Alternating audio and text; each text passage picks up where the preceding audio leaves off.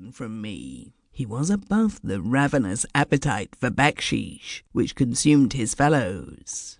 He who has much to do with the native Egyptian will have discovered that there are in him a fund of kindliness and a treasure of good qualities.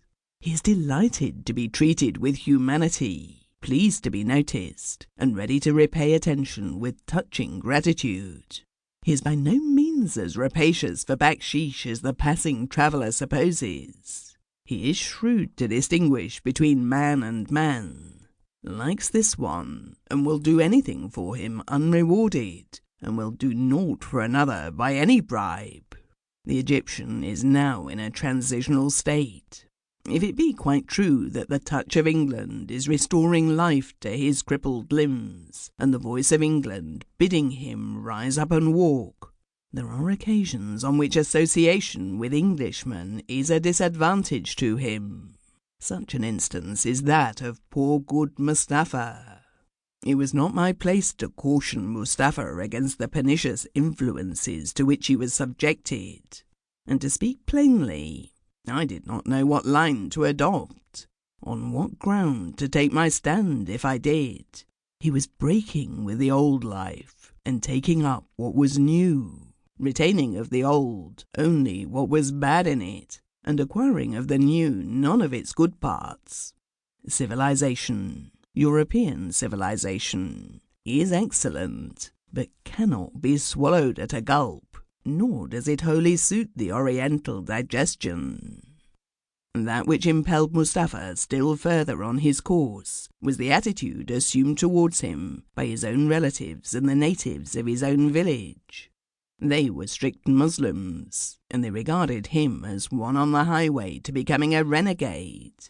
They treated him with mistrust, showed him aversion, and loaded him with reproaches.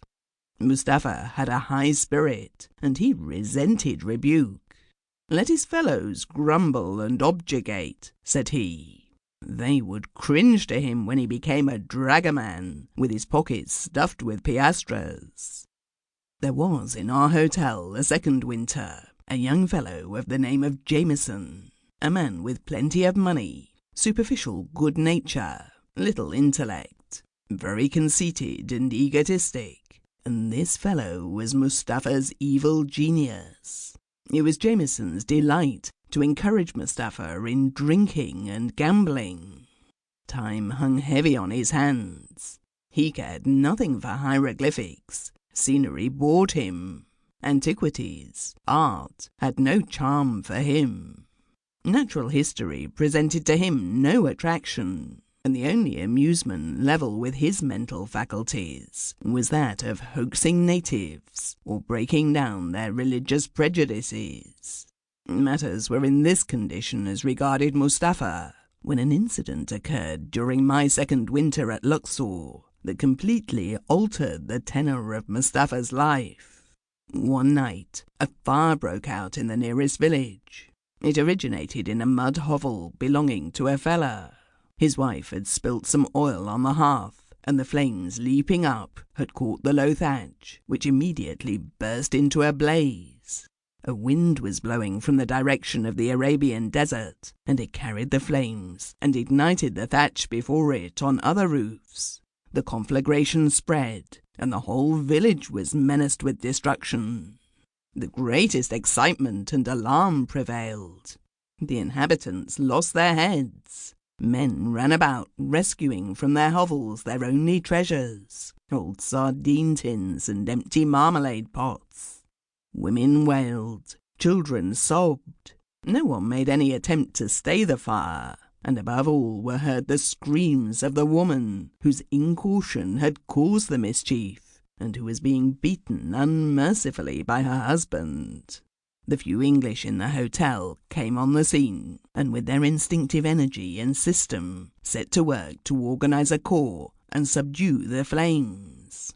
The women and girls who were rescued from the menaced hovels, or plucked out of those already on fire, were in many cases unveiled, and so it came to pass that Mustapha, who under English direction was ablest and most vigorous in his efforts to stop the conflagration, met his fate in the shape of the daughter